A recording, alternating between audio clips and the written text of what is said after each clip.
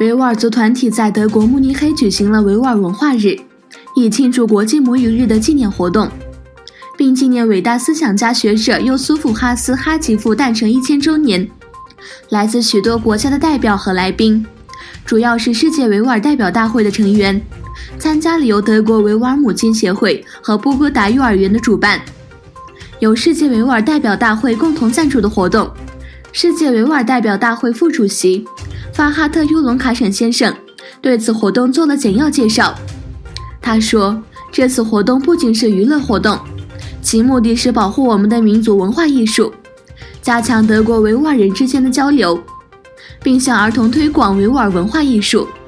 他还强调，在许多维吾尔族知识分子和文艺人员被中国当局拘留的情况下，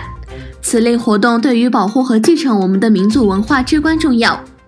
同时也有机会向德国人介绍我们的文化和艺术。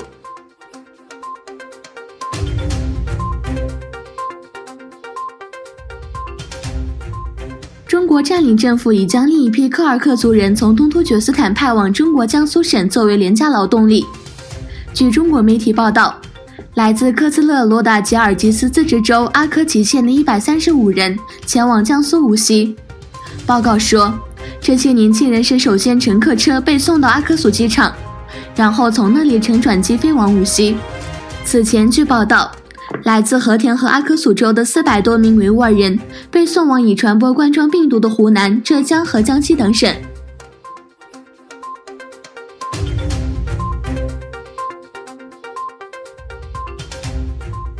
中国云南一名男子2月初持刀捅死2名疫情防控卡点工作人员致死。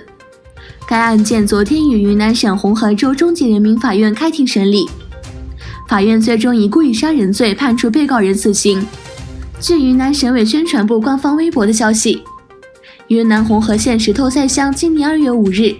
设置2019冠状病毒疫情防控卡点，实施道路管控和限行。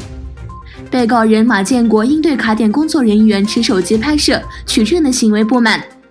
主用随身携带的一把折叠刀朝工作人员胸腹部连续捅刺，又向前来劝阻的卡点工作队另一个成员腹部进行捅刺，造成2人身亡。据中国卫生健康委员会官网的消息，2月29日0至24时，全国31个省和新疆生产建设兵团新增新型冠状病毒确诊病例573例，新增死亡病例35例，累计死亡病例2870例。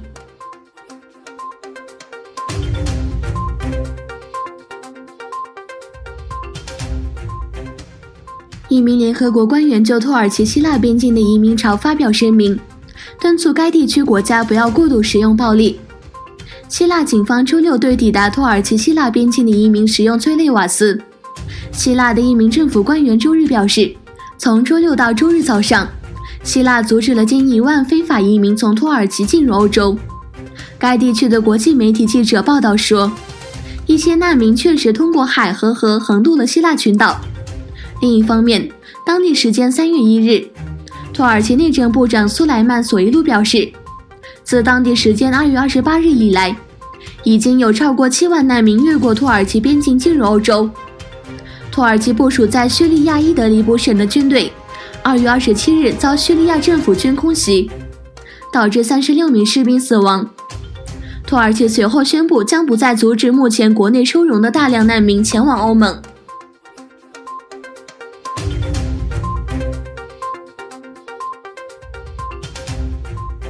昨天在亚美尼亚发现了第1例冠状病毒患者，而据报道，在澳大利亚和泰国各有1个人死于该冠状病毒。该新型病毒起源于中国武汉，在欧洲也引起恐慌。罗伯特·克赫传染病研究中心说，德国感染冠状病毒的人数已从66人增加到117人，一半以上的新型冠状病毒感染者发现在北莱茵维斯特法伦州。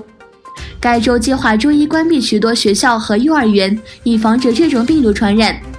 与此同时，意大利公共防控总局主任安杰洛·博雷利在首都罗马举行的新闻发布会上说，感染该病毒的人数已增加到577人，死亡人数从前一天的29人增加到35人。